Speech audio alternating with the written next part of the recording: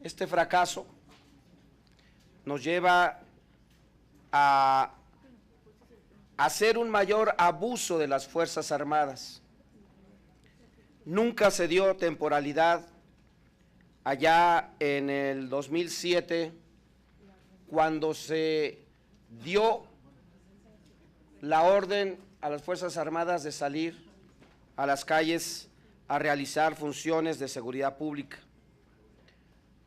Y hoy tampoco se está dando esa temporalidad, aun cuando se diga que por un año y que puede ser ampliado ese plazo. No, se da un tiempo que no sabemos cuánto pueda durar.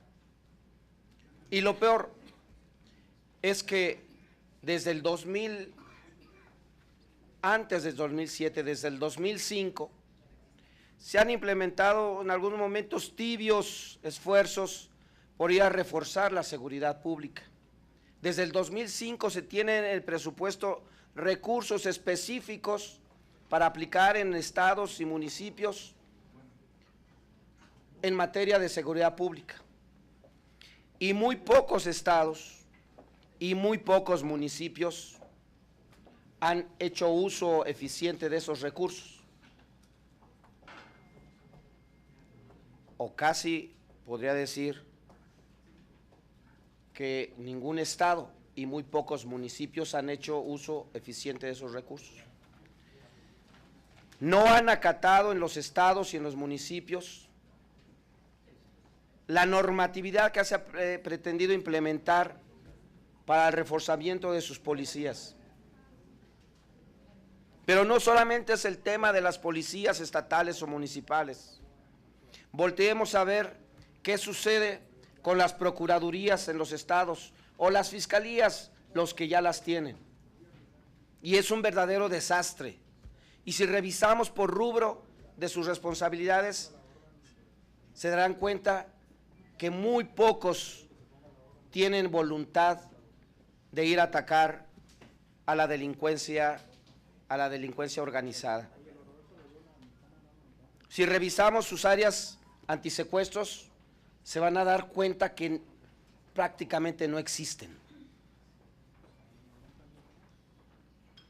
Si revisamos otras áreas de ellos de inteligencia, no existen.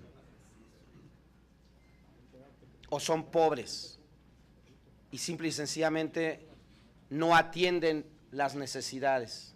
Pero no solamente es eso. Si vamos a la administración de justicia, nos encontramos lo mismo, un desorden total en los estados.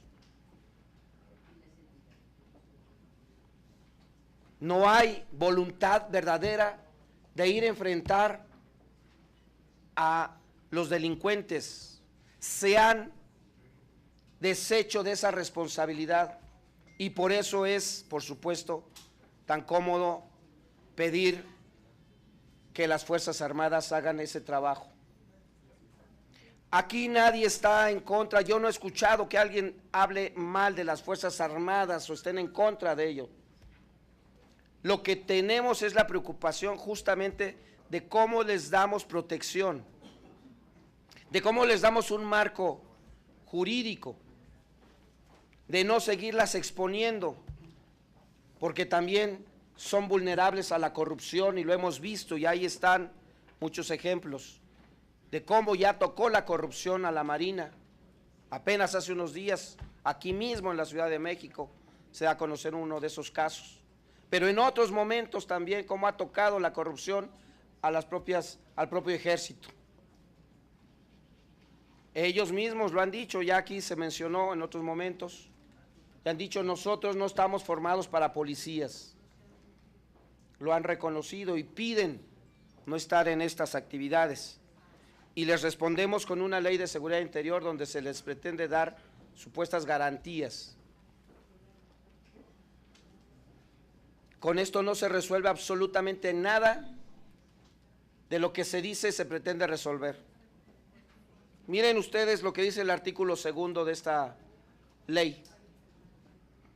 La seguridad interior es la condición que proporciona al Estado mexicano que permite salvaguardar la permanencia y continuidad de sus órdenes de gobierno e instituciones. Repito, de sus órdenes de gobierno e instituciones, así como el desarrollo nacional mediante el mantenimiento del orden constitucional, el Estado de Derecho y la gobernabilidad democrática en todo el territorio nacional. ¿Dónde se menciona aquí a la sociedad? ¿Dónde se menciona aquí a la población? ¿Dónde se menciona aquí a las personas, al cuidado de las personas? No, esta ley, y hay que decirlo como es, dice para cuidar las instituciones. ¿Qué es eso?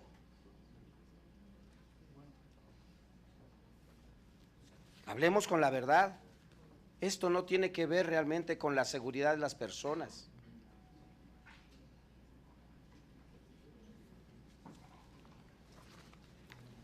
Las propuestas que se hacen para tratar de ajustar esta ley, estas modificaciones a 9 artículos, por favor, una tomadura de pelo. Son básicamente algunas adecuaciones técnicas, algunas remisiones a la Constitución. No cambian absolutamente nada el sentido de esta ley. Al margen de lo inconstitucional, que aquí ya también se ha abordado el tema, de lo inconvencional que es esta ley, al margen de esto, compañeras, compañeros, no estamos haciendo una ley para ir a resolver el tema de la seguridad pública. No es la vía para hacerlo. Y creo que el gobierno federal renunció ya a esa responsabilidad por 2 cuestiones. A ver, aquí trabajamos más de 2 años una propuesta de mando mixto, no la propuesta del mando único que nos mandó el Ejecutivo Federal, porque discutimos durante 2 años, muy despacio por cierto, cuál sería la mejor posibilidad para ir a atender el tema de la seguridad pública. Y en esas discusiones decíamos el mando mixto es la opción, y fue de consenso. Aquí fue de pleno consenso, todas y todos votamos el mando mixto.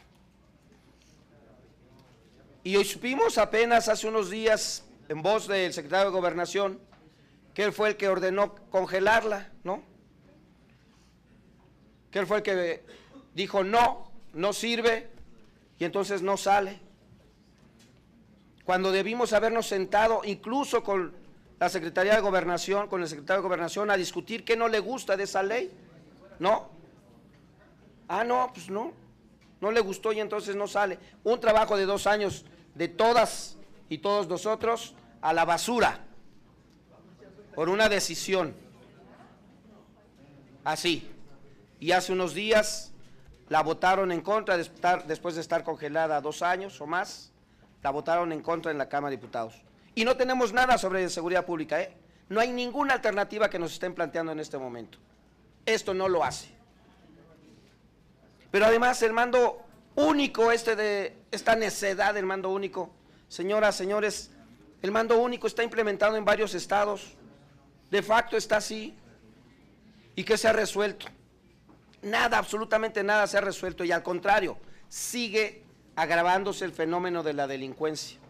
Los delincuentes han ganado esta guerra hasta este momento. Y se ha demostrado fehacientemente que más fuerza no es la solución. No es más fuerza la solución.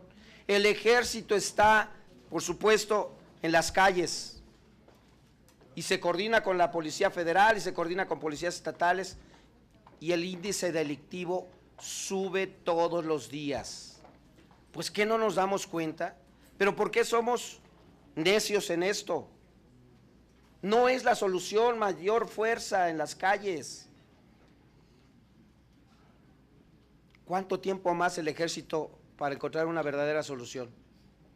Yo no veo que con esto lo hagan, ¿eh?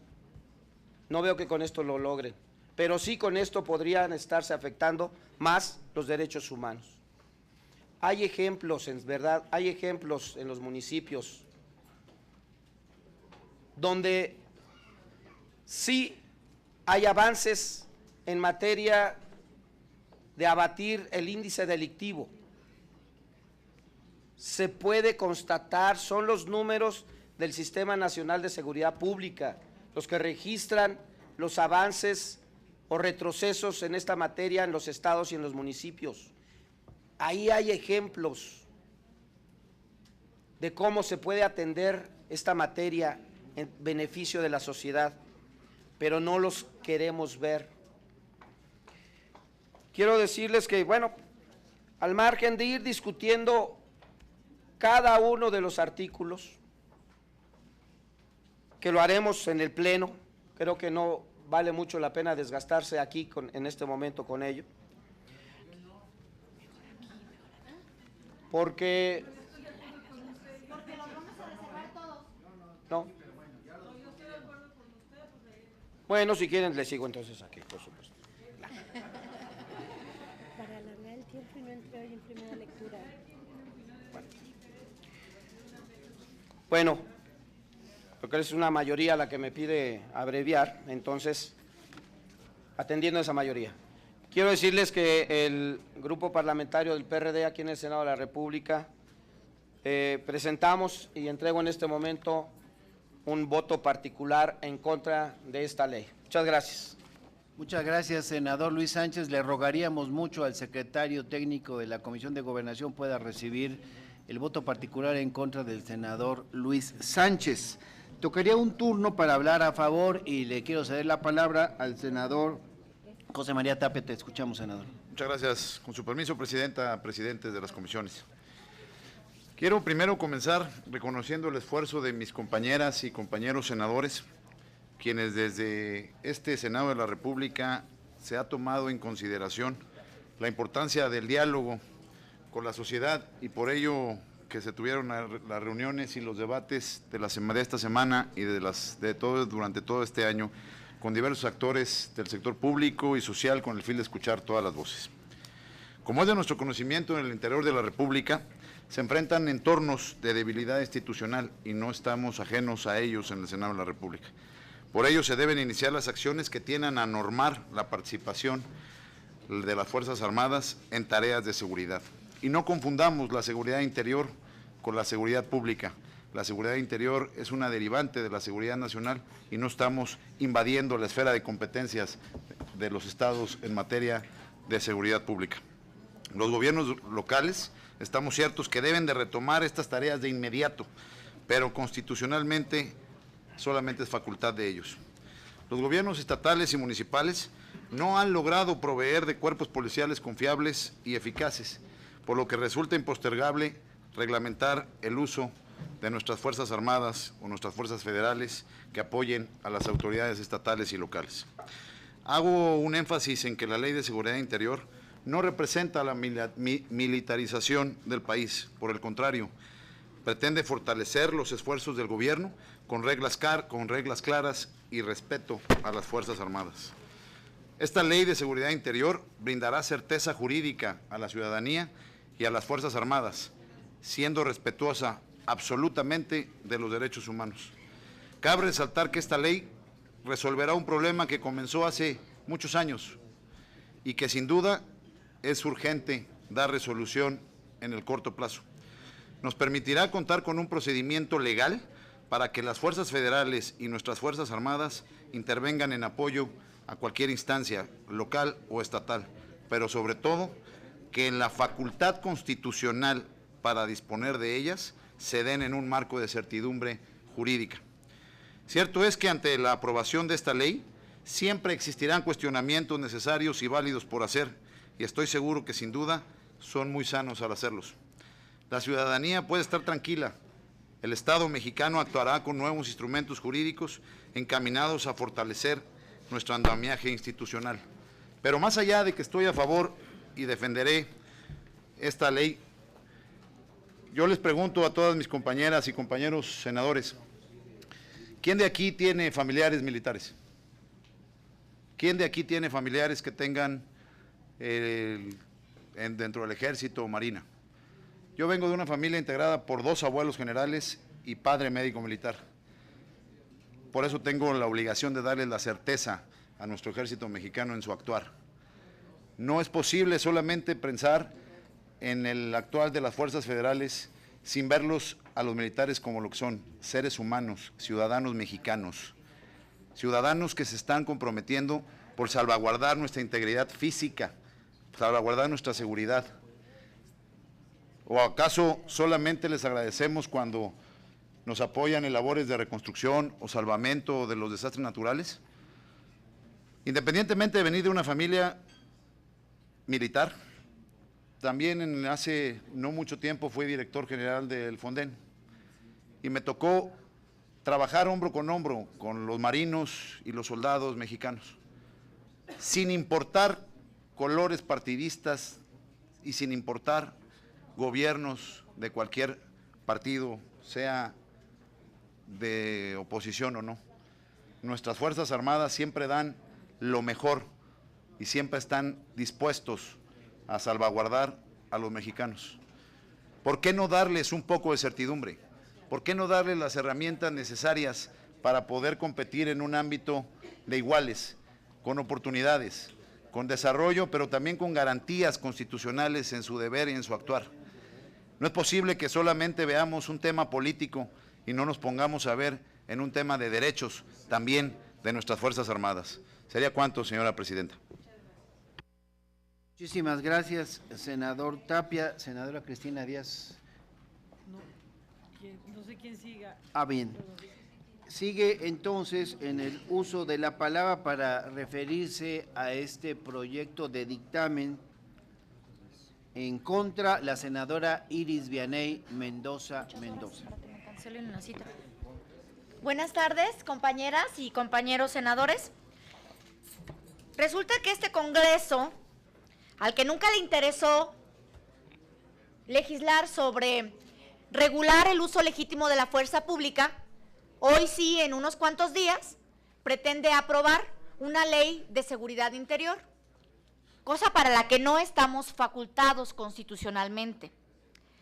Esta ley es totalmente anticonstitucional. Hoy lo que vemos es la claudicación de las autoridades civiles a favor de las autoridades militares.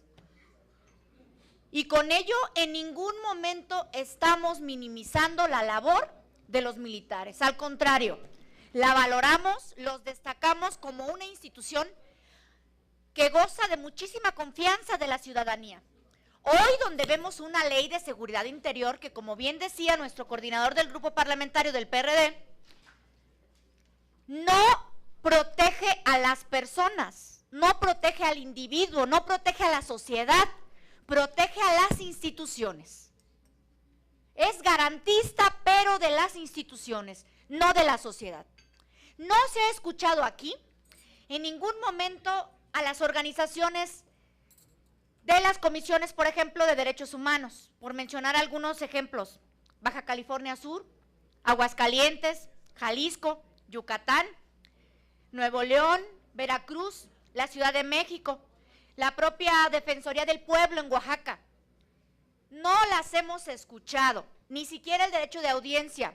Han tenido que hacerlo de manera pública por medio de desplegados, por medio de oficios, por medio de rueda de prensa, presionando para que este Congreso escuche a las organizaciones, a las comisiones de derechos humanos y a la sociedad civil. No es esta una ley garantista y es totalmente anticonstitucional. Vamos a votar en contra de este dictamen y hemos presentado ya un voto particular, el grupo parlamentario del PRD, y además reservaremos todos los artículos, porque como lo hemos venido diciendo, no coincidimos en absolutamente nada con el dictamen. Por mencionar uno de los artículos, solo voy a mencionar el primero en este momento. Establece en su segundo párrafo que en materia de derechos humanos deberá de haber una interpretación conforme a lo que dice la Constitución y los tratados internacionales. Eso significa que ninguna legislación nacional puede contravenir la convencionalidad que nos hemos dado como país al ser parte de los sistemas universal e interamericano de derechos humanos. Esta minuta no cumple con este principio constitucional. De origen vemos totalmente inviable, inconstitucional este dictamen, por lo que votaremos en contra y nos reservaremos cada uno de sus artículos. Gracias, senadora Iris Vianey. Para hablar a favor, tenemos registrado al senador Roberto Gil. Gracias, presidente. Este debate lleva ya mucho tiempo en el Congreso mexicano y no me refiero al momento en el que se presentaron algunas iniciativas hace 2, 3 años en este Senado de la República, sino que la primera vez que se abrió la discusión legislativa fue en el año 2010 con una reforma a la Ley de Seguridad Nacional. Y en aquella época la discusión avanzó en el Senado, encalló en la Cámara de Diputados, y en la Cámara de Diputados tuvo un obstáculo, fundamentalmente una posición de una fuerza política, en el sentido de que no avanzaría la aprobación de este cambio para incorporar un capítulo a la Ley de Seguridad Interior hasta en tanto no se modificara el régimen del fuero militar de nuestras Fuerzas Armadas. Esa fue la razón por la cual la Cámara de Diputados no votó ese cambio legislativo. Este Senado fue Cámara de origen en la modificación del fuero militar. Este Senado fue Cámara de origen en el cumplimiento no solamente de una sentencia de carácter internacional, sino también de una resolución de la Suprema Corte de Justicia de la Nación que declaró que el artículo respectivo del Código Militar era contrario al artículo 13 constitucional y, por supuesto, a las convenciones. Y traigo a colación ese antecedente porque sí debemos partir por reconocer que esta discusión no debe ser entendida como una discusión nueva entre nosotros. Y también porque han habido durante estos últimos años, varios, desde 1996, pronunciamientos de nuestras cortes, especialmente la Suprema Corte de Justicia de la Nación, que dan luz sobre lo que significa la seguridad interior, sobre la relación que tiene la seguridad interior con la seguridad nacional y también sobre las distinciones nítidas entre seguridad interior y seguridad pública.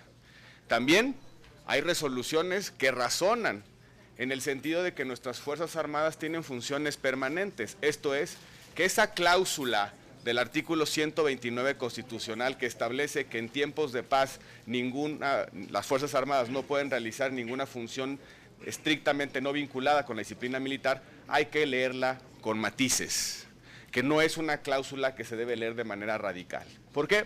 Porque nuestras Fuerzas Armadas, lo he dicho reiteradamente, hacen funciones permanentes más allá de defender la soberanía nacional frente a un adversario extranjero, o bien hacen muchas otras cosas que simplemente realizar las tareas de auxiliar a la población en materia de desastres naturales o aquellas que son rutinarias en su actuar.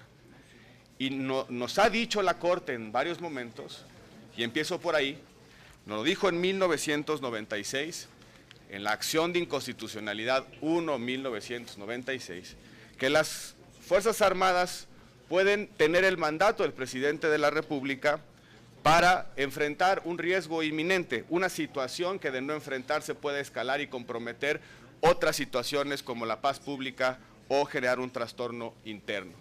Nos dijo también en esa acción de inconstitucionalidad, por cierto, jurisprudencia, que las Fuerzas Armadas pueden participar en auxilio a las autoridades civiles.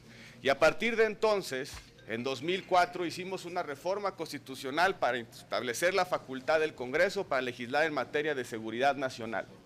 Y en materia de seguridad nacional emitimos una ley que le da funciones a las Fuerzas Armadas, no solamente de identificar riesgos a la seguridad nacional, sino también de enfrentar cualquier amenaza a la seguridad nacional. Y en esa discusión, 2005, le dijimos, hubo un consenso democrático por incorporar al régimen de seguridad nacional al crimen organizado. Y desde entonces las Fuerzas Armadas tienen responsabilidades en materia de delincuencia organizada. Este dilema que se ha pretendido plantear en el sentido de que las Fuerzas Armadas o están en los cuarteles o están indebidamente en las calles es un dilema falso. Tienen responsabilidades, no solamente porque son parte del Sistema Nacional de Seguridad Pública, tienen un asiento en el Consejo de Seguridad Pública, sino también porque son instituciones de seguridad nacional que en esa medida tienen responsabilidades en el combate al crimen organizado. Se ha dicho por ahí que esto habrá cambiado en la reforma en materia de derechos humanos y en materia de instituciones policíacas, la reforma al artículo 21. Lo que me llama poderosamente la atención es que la Corte en el año 2012, a propósito de estar discutiendo el fuero militar y a propósito de establecer en qué momento un militar está en ejercicio de una función que lo pueda salvaguardar con el fuero militar, confirmó la tesis de 1996. Confirmó el hecho, y voy a citar textualmente, que de conformidad con el artículo 89, fracción sexta de la Constitución Política de los Estados Unidos Mexicanos, y como lo ha establecido el Pleno de la Suprema Corte de Justicia de la Nación, la misión constitucional de las Fuerzas Armadas es la seguridad nacional, ya sea en su vertiente de seguridad, vertiente interna o externa frente a amenazas provenientes más allá de nuestras fronteras. Hacía referencia a la senadora de la Peña al voto particular emitido por el ministro Cosío. Y justamente el ministro Cosío, porque me parece muy clarificante lo que dijo en ese voto particular, dijo que las Fuerzas Armadas pueden participar bajo el mando del presidente de la República en 3 supuestos constitucionales muy concretos.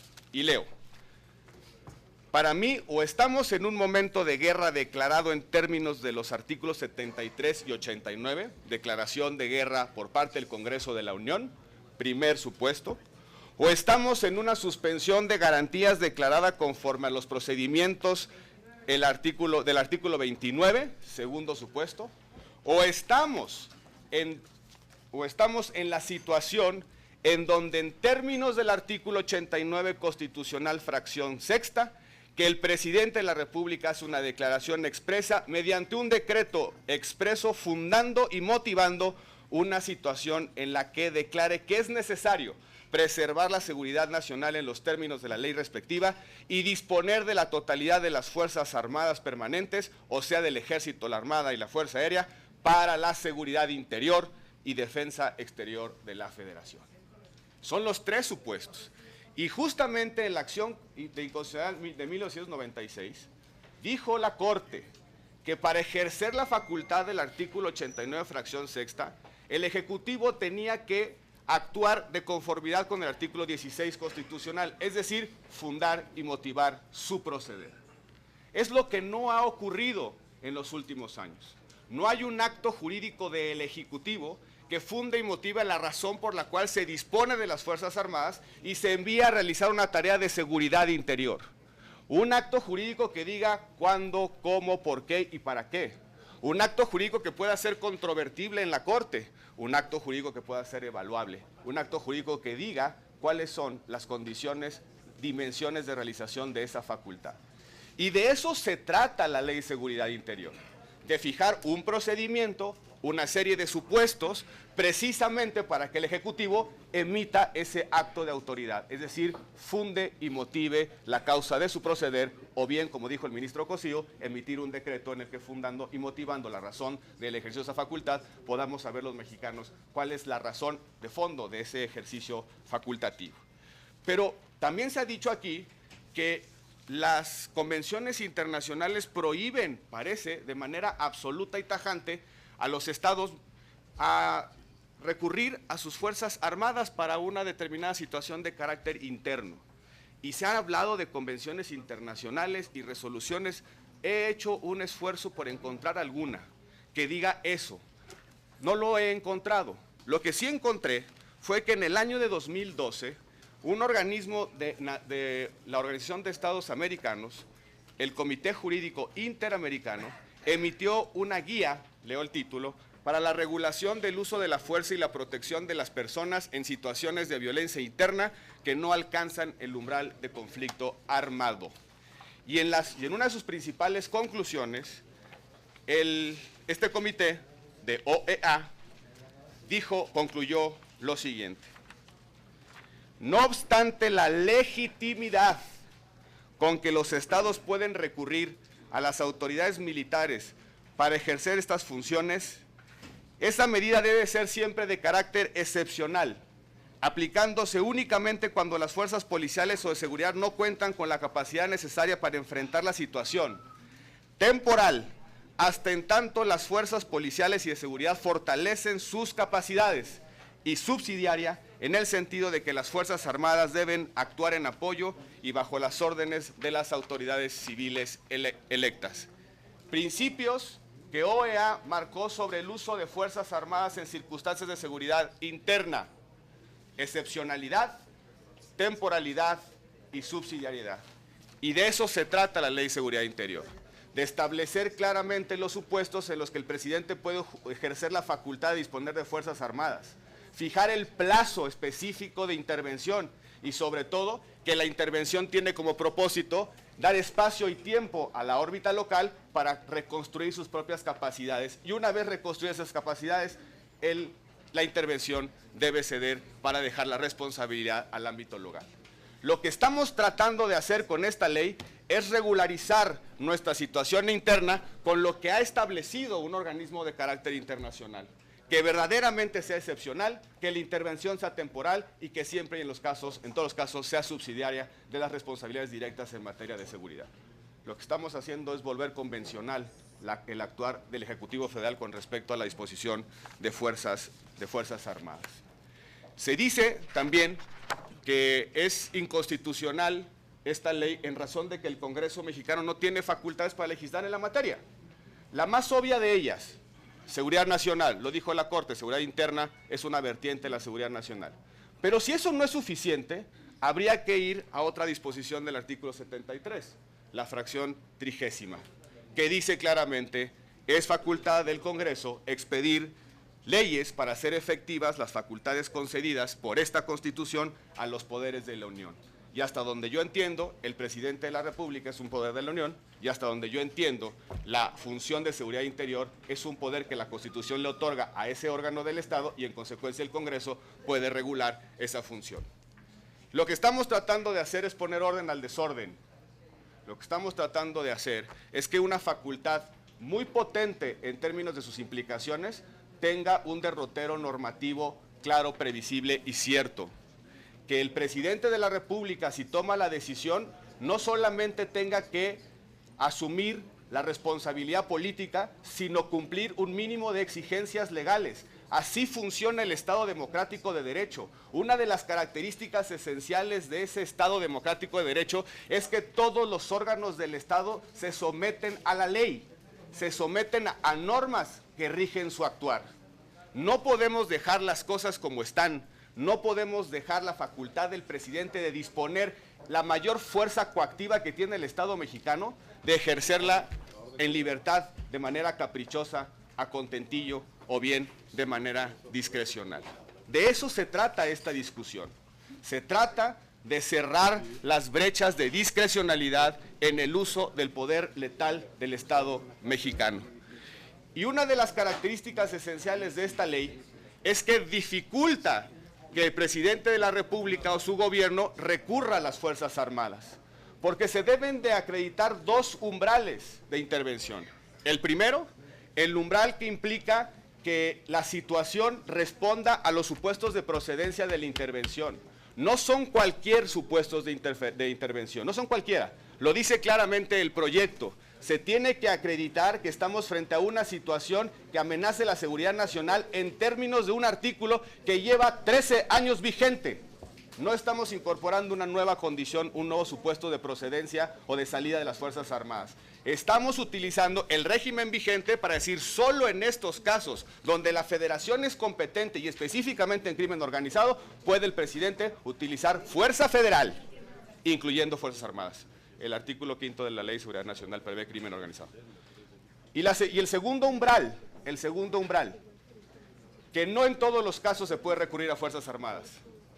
Tiene que acreditar el presidente para poder llamar a las Fuerzas Armadas que no hay capacidades institucionales civiles suficientes para poder enfrentar esa situación.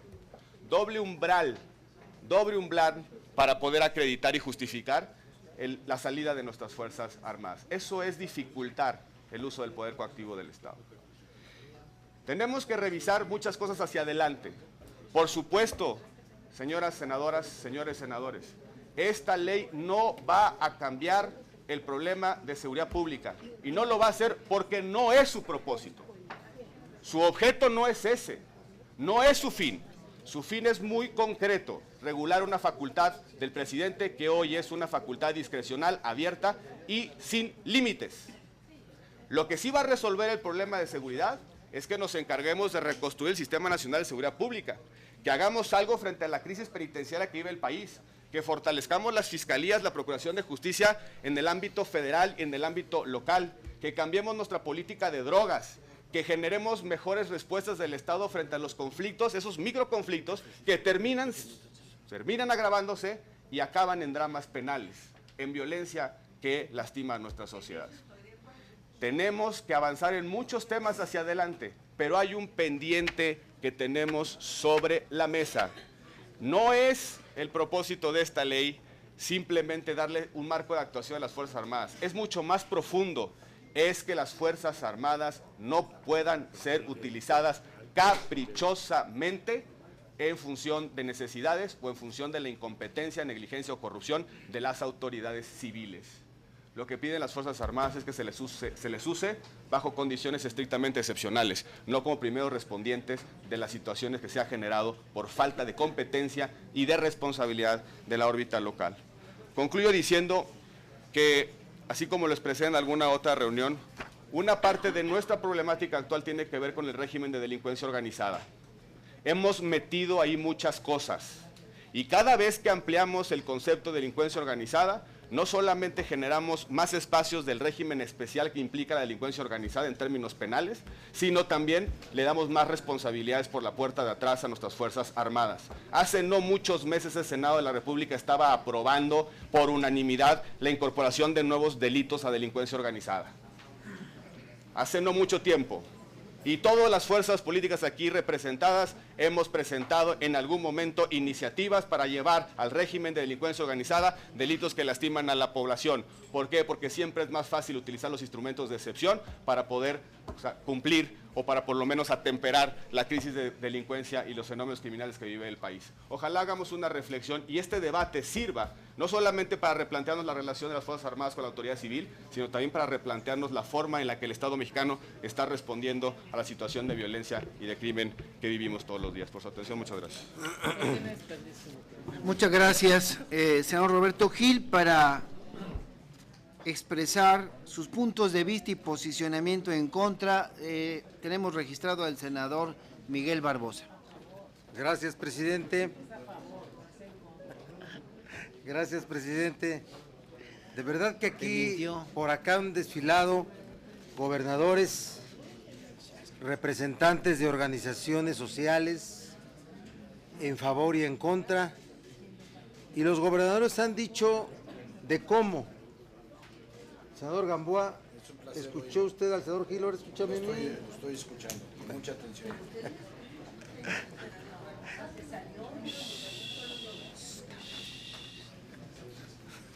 Bueno, y hemos escuchado en contra y a favor.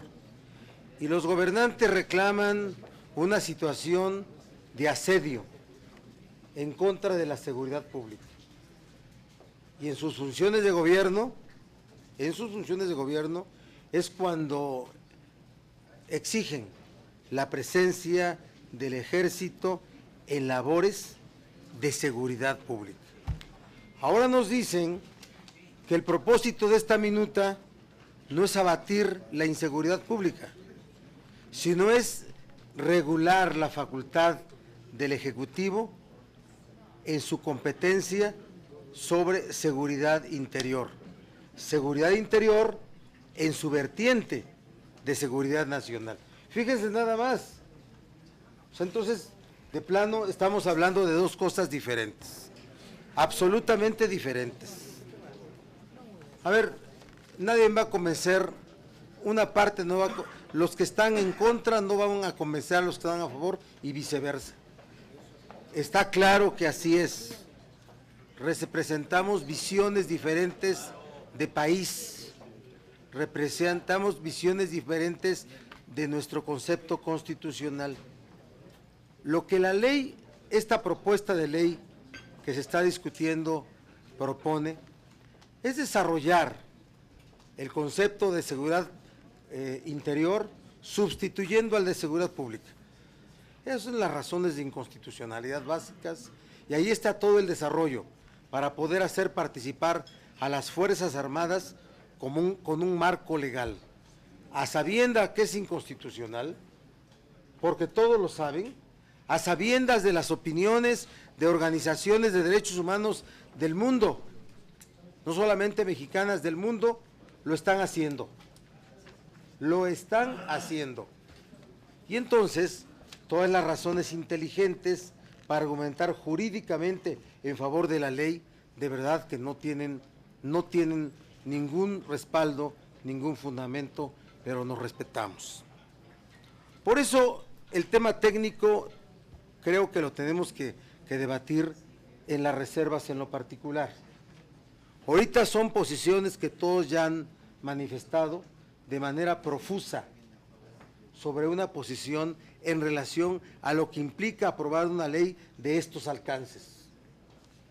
Por eso les digo, la aprobación de la Ley de Seguridad Interior será un grave error, un error histórico del gobierno del presidente Enrique Peña Nieto, de los grupos parlamentarios del PRI y de sus aliados en ambas cámaras del Congreso de la Unión, porque lejos de ofrecer una vía de solución al problema de la inseguridad y de la violencia que vive nuestra nación, profundizará la descomposición social.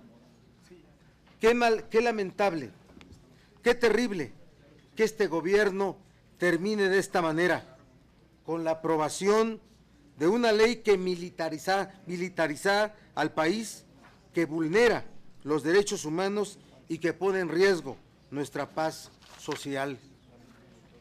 En múltiples ocasiones hemos expuesto las razones jurídicas y los motivos técnicos de nuestra oposición a esta ley, mismos que recuperan las observaciones de las Naciones Unidas, de la Comisión Nacional de los Derechos Humanos, de la inmensa mayoría de especialistas, de personalidades y grupos de la sociedad civil.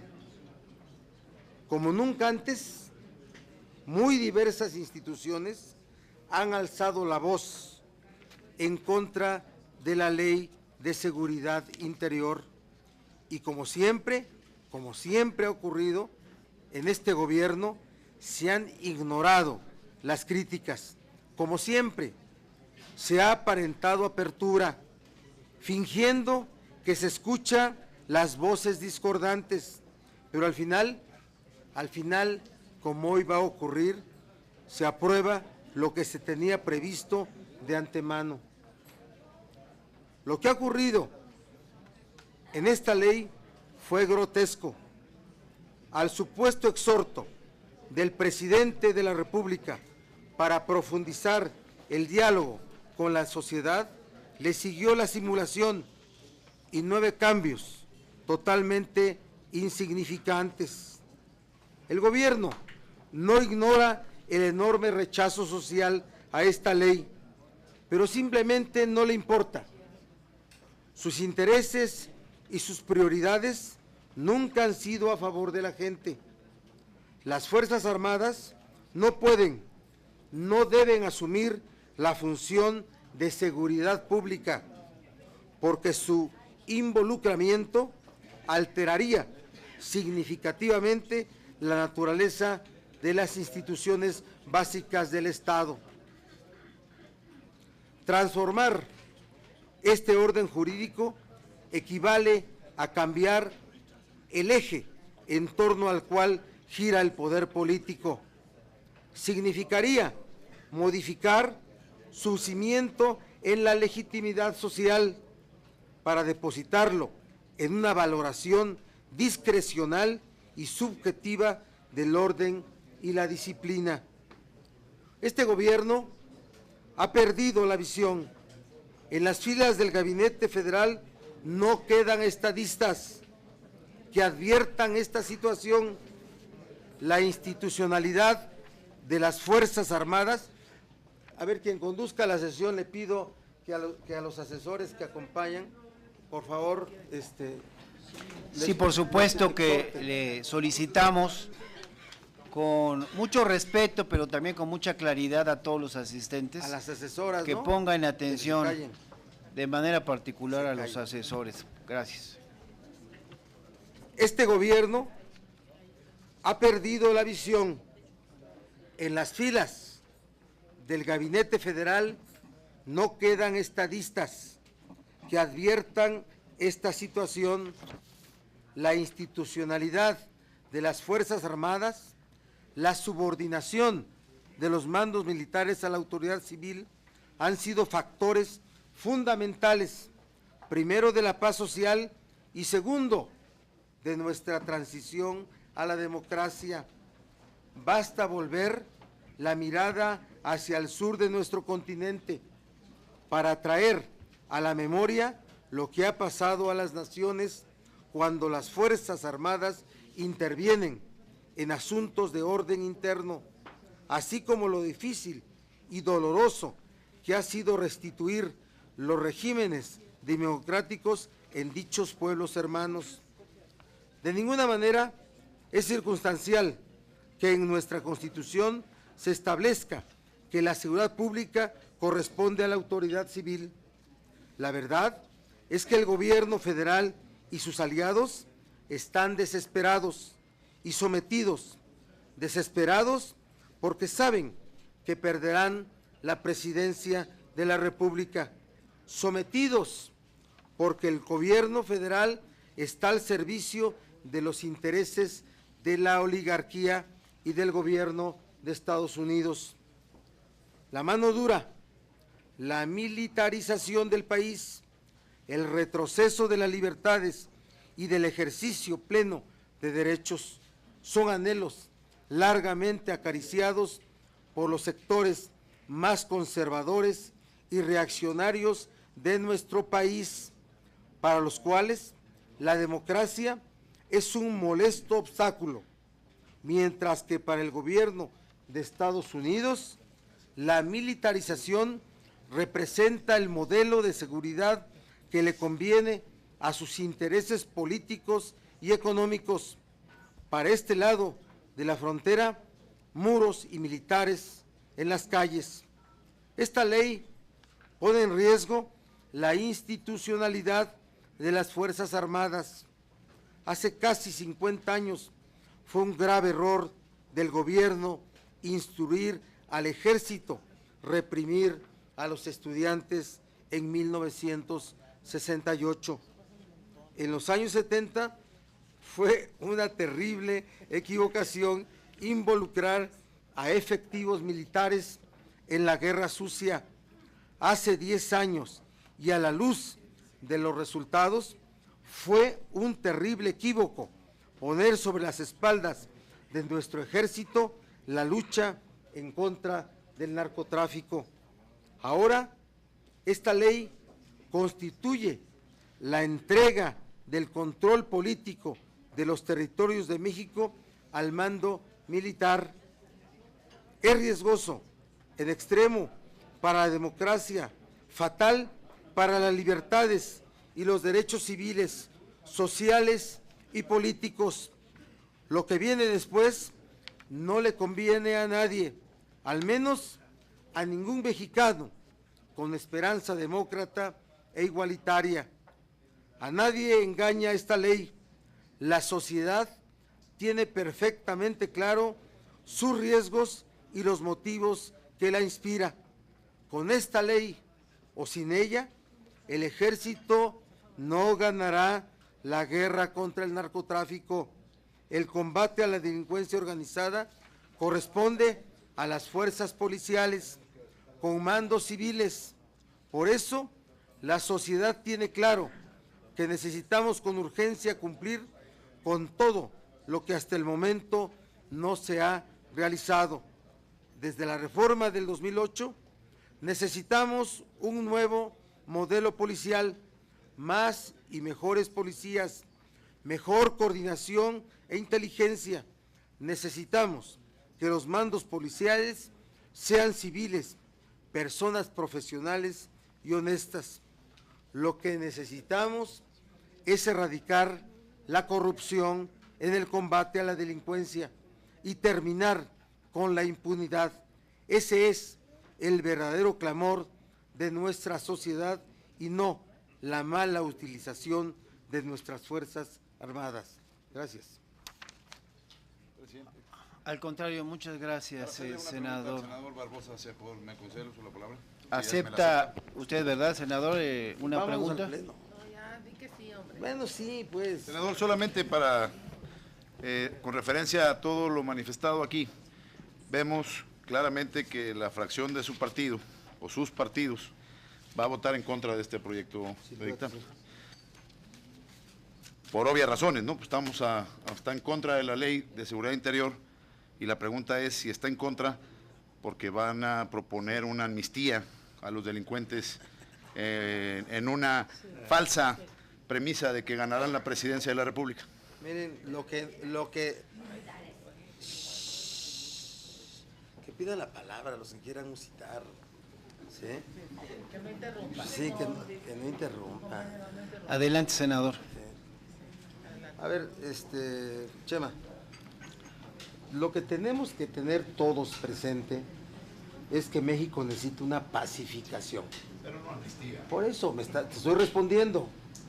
Y si quieres me vuelves a preguntar y te vuelvo a responder. ¿Sale? Necesita una pacificación. La descomposición de la sociedad es enorme. Y los daños a la sociedad son mayúsculos. Miles, cientos de miles de muertos. Ha triunfado la cultura de la violencia. Y necesitamos pacificar al país. Nunca el perdón a los delincuentes, la aplicación de la ley, y no solamente en el ramo de los delincuentes de la banda, bandas organizadas, a los que infringen la ley, a todos. En contra de la amnistía, mi senador. A ver, señor presidente, a ver, dígale. No hay diálogos, senador Tapia. Si quiere usted formularle otra pregunta, le consultamos. Muchas gracias. Bueno, muchísimas gracias. Solamente espero que la amnistía, senador, no vaya a incluir a los delincuentes que se han robado el recurso público. Pero aquí lo hago para sensibilizar que tenemos que continuar con este ejercicio. Bien, tiene el uso de la palabra ahora para hablar a favor el senador Jorge Luis Preciado.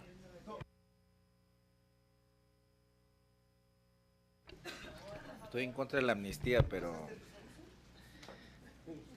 miren, yo creo que hay una gran reflexión en términos jurídicos sobre la facultad o no de legislar, la facultad o no del Ejecutivo.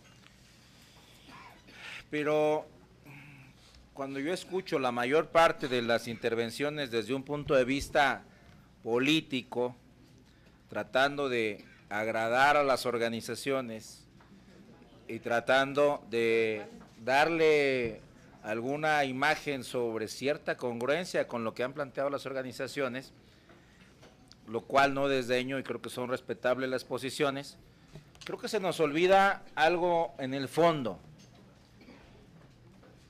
El año pasado en mi estado fue el más violento de América Latina, 75 homicidios por cada 100,000.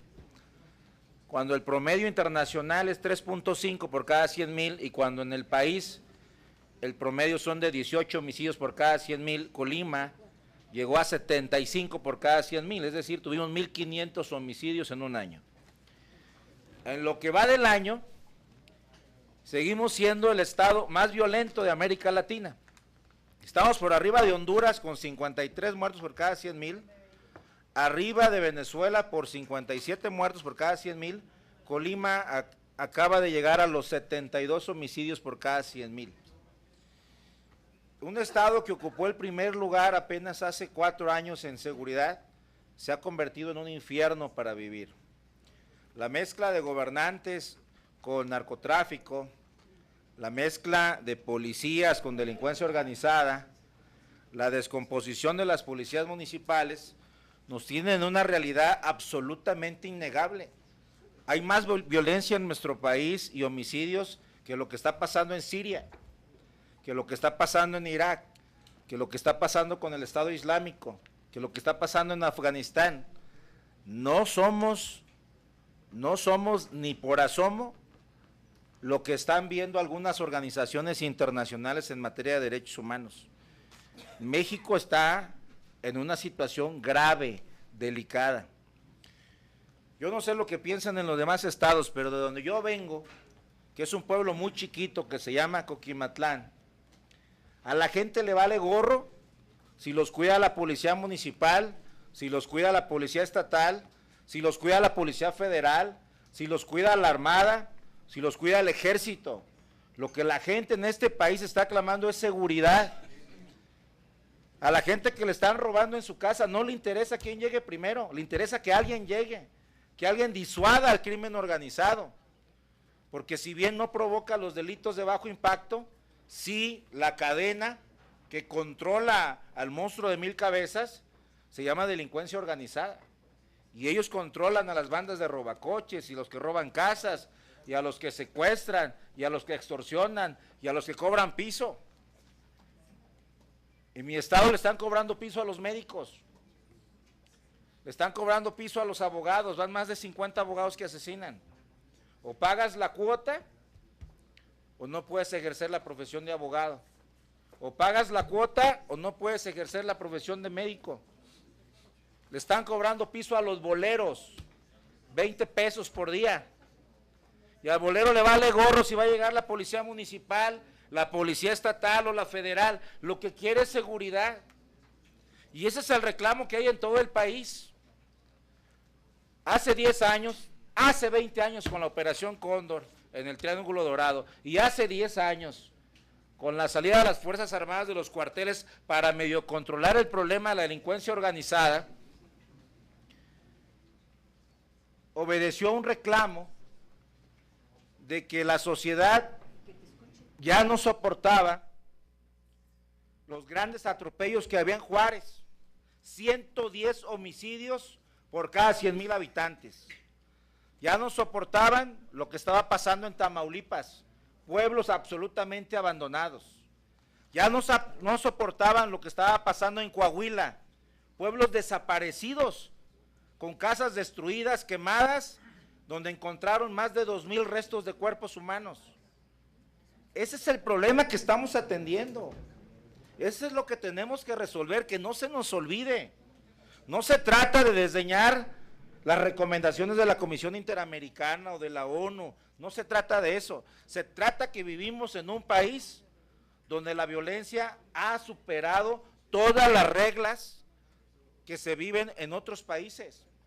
La delincuencia organizada en muchos lugares ha estado por encima de las instituciones, y de eso se trata una ley de seguridad interior. Una ley de seguridad nacional protege al Estado de invasión externa. Una ley de seguridad pública protege al ciudadano de los delitos del fuero común. Y una ley de seguridad interior protege las instituciones. Si no tenemos en claro esto, estamos hablando 3 idiomas distintos. Yo sí les quiero decir una cosa. Estamos hablando como si los militares no estuvieran en la calle. Y de pronto dicen, vamos a militarizar al país. A ver. Perdón. Hace 8 años había 6 estados donde la federación había intervenido con fuerza federal y con fuerzas armadas. Hoy hay 24 estados donde ya, 27 estados, me dice Roberto Gil, donde ya tenemos fuerza federal y fuerza militar. Entonces no estamos hablando de sacar los militares a la calle, los militares ya están en la calle, en primer lugar. En segundo lugar, ¿qué los lleva a la calle? No es una ley y no son las condiciones que se deben de cumplir con la ley. ¿Bajo qué requisitos? ¿Por cuánto tiempo? ¿Qué delitos? ¿Cuáles son los objetivos? ¿Quién va a pagar a esos militares? ¿Dónde se van a desplegar? ¿Dónde se van a desplegar Fuerza Federal y dónde se va a desplegar Fuerza Armada? Eso no está regulado. ¿Por qué? Porque es facultad exclusiva, conforme al artículo 89 de la Constitución, que por una orden del presidente de la República, que es el jefe supremo de las Fuerzas Armadas, pueda desplegar toda esa fuerza de tarea que se necesita, sin necesidad de nada y sin necesidad de darle cuentas a nadie. Inclusive, aun cuando se opusiera algún gobernador o algún alcalde, lo podría hacer porque es su facultad constitucional. No estamos inventando una facultad metaconstitucional, ya está. Lo que estamos haciendo es regular esa facultad, para que entonces sí, si a un gobernador, si un alcalde no tiene interés que le manden Fuerza Federal, se pueda defender con una controversia constitucional. Y el primer incentivo de la controversia constitucional es la suspensión de la decisión del Ejecutivo Federal, que hoy no lo puede hacer. En segundo lugar, hay que destacar lo siguiente. Si es facultad exclusiva del presidente hacerlo, y nosotros le estamos poniendo ciertas reglas para que no sea cuando el gobernador lo pida o cuando el presidente lo decida, sino lo pueden hacer los congresos locales. Un congreso local que aprueba que haya intervención de la federación. Un gobernador del estado que solicita a la federación el auxilio, porque la fuerza que tienen a nivel estatal y municipal en materia de seguridad pública no le permite resolver la problemática que tiene entre sus manos. Pero también lo puede hacer la federación de motu propio. El presidente puede tomar la decisión de que vaya la fuerza federal y no necesariamente la fuerza militar. ¿Qué es lo que nosotros planteamos en las reservas que vamos a hacer? Que aun cuando sea de motu propio del Ejecutivo, le comunique al gobernador esta decisión antes de tomarla, para que el gobernador tenga la posibilidad de controvertirla si no está de acuerdo. ¿Qué es lo que estamos señalando? Que no intervengan en elecciones y no intervengan en temas de protestas sociales, que se está respetando.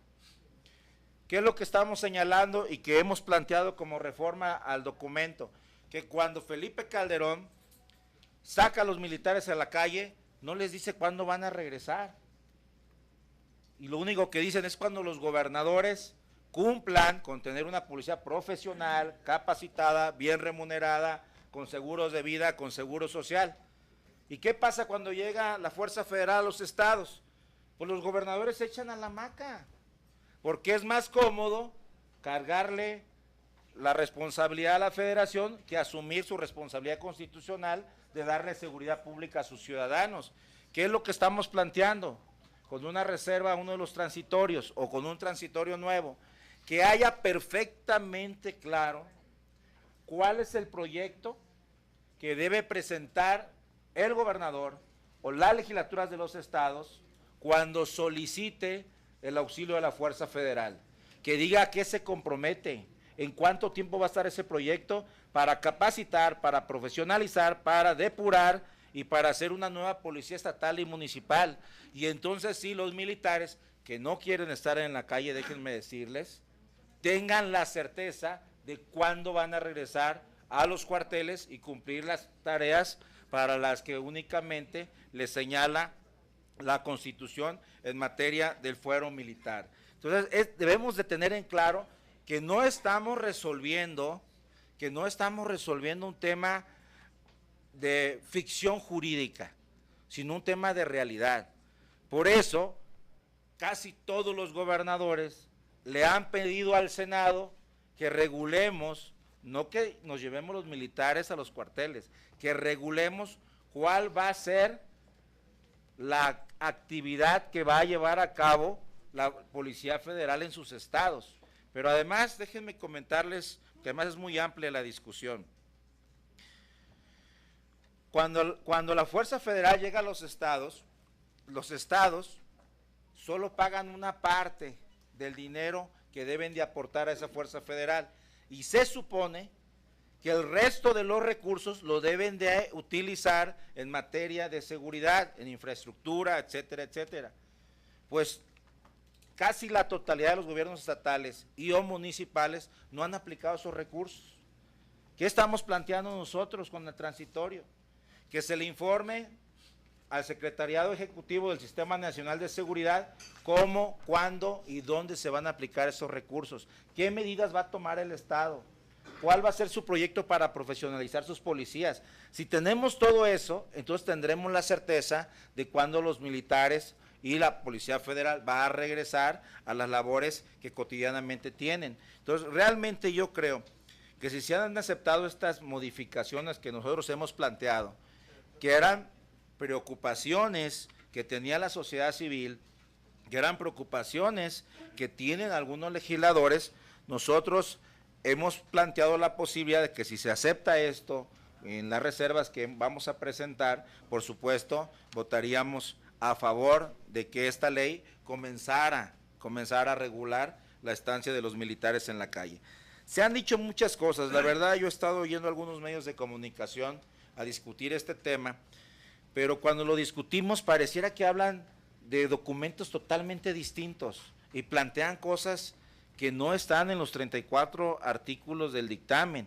Entonces uno dice, bueno, es que dicen que es violatoria de los derechos humanos, cuando uno de los primeros requisitos que establece la declaratoria es uno, que se publique en el Diario Oficial de la Federación, lo cual lo puede controvertir un Estado. Y en segundo lugar, que se le informe a la Comisión Nacional de Derechos Humanos para que tome las medidas pertinentes en el despliegue de la Fuerza Federal en una entidad. Entonces, cuando dicen, no, es que la Comisión Nacional de Derechos Humanos dice que no, pues se puso aquí, porque era uno de los reclamos que estaban planteando las organizaciones civiles. Y como ese artículo, y yo creo que valdrá la pena la discusión el día de mañana en el Pleno, podemos ir viendo de uno por uno. Yo no sé si hoy o mañana. Es ahorita. Acaba de cerrar la sesión, hace ya casi. No, receso. ¿Pidieron un receso? Bueno, Receso. yo creo que valdrá la pena la discusión en el Pleno, para los que quieran hoy, para los que quieran mañana también. Yo creo que vale la pena que al final del día, miren, que al final del día la discusión extraordinaria que da Roberto Gil sobre el tema jurídico, la discusión política que da el senador Barbosa y las grandes posiciones que han asumido varios compañeros respecto a esta ley, que no debe olvidar el objetivo primordial, que es lo que está sufriendo la sociedad y el pueblo de México allá afuera. Yo en la mañana escuchaba a todas las organizaciones de mi estado, pero luego ibas a la calle y la gente te decía, yo ya lo que no quiero, Jorge Luis, es que me extorsionen, ya no quiero que me roben en el microbús, ya no quiero que me cobren piso, ya quiero poder invertir y poder llegar a mi casa tranquilo, ya no quiero, eso es muy delicado, señalar que sería el ejército quien está haciendo esto, yo creo que eso es un tema muy delicado, yo no me atrevería a secundar por esa favor, posición. no se permiten pero diálogos. Lo que yo sí digo es, vamos a yo lo terminar que sí de digo escuchar es al senador Preciado.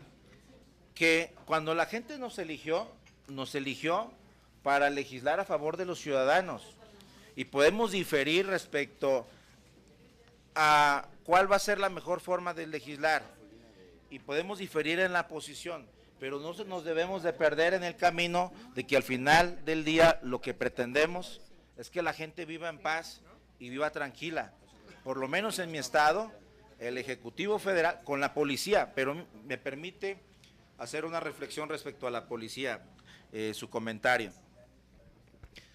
No estamos peleados con esa posición. Miren, yo hace poco propuse que todos pudiéramos andar armados y estas mismas organizaciones pusieron el grito en el cielo y dijeron, no, porque nos vamos a matar entre todos, que nos defienda la policía. Y yo le dije, bueno, está bien, pero miren, vamos a esperar a que se profesionalicen los 435,000 policías que hay en el país, cuando la mayor parte no han pasado el sistema de control y confianza, cuando en más de 1000 municipios no hay policía municipal, cuando la capacidad del crimen organizado supera a las policías estatales. ¿Realmente ustedes creen que la gente, y hablo de Colima porque ahí vivo, está esperando que la policía estatal los cuide? Que la policía estatal o la policía municipal con una 22 enfrente a un cuerno de chivo que trae la delincuencia organizada. Pues por supuesto que eso no va a pasar, por lo menos en el corto plazo. No estamos en contra de que se profesionalice, ni que se depuren, por supuesto, eso es lo que queremos. Ni estamos en contra de abatir las causas que generan la inseguridad, que es el otro discurso de las organizaciones cuando dicen, acabemos con la pobreza extrema, de acuerdo, acabemos con la corrupción, de acuerdo, trabajemos de manera integral en las 4 áreas de gobierno: prevención, procuración, persecución y el sistema judicial. Estamos de acuerdo.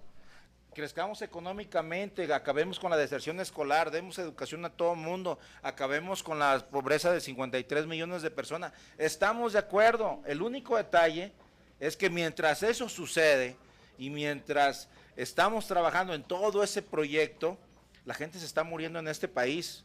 Llevamos 79,000 muertos. Hemos roto el récord de secuestros y hemos roto el récord de desaparecidos. Alguien tiene que hacer algo. Por eso está la Fuerza Federal en las calles y por eso debemos de darle un marco regulatorio. Porque además con el nuevo sistema de justicia penal, si no lo tenemos perfectamente claro, cualquier retén militar que detenga a un delincuente por no seguir la cadena de custodia o por no apegarse al 14 y 16 constitucional, se va a ir a la calle.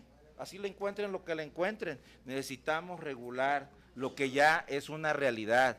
No es que el país ya se vaya a militarizar, el país está militarizado. Señor presidente. Muchas gracias. Señor presidente, le pido al consultor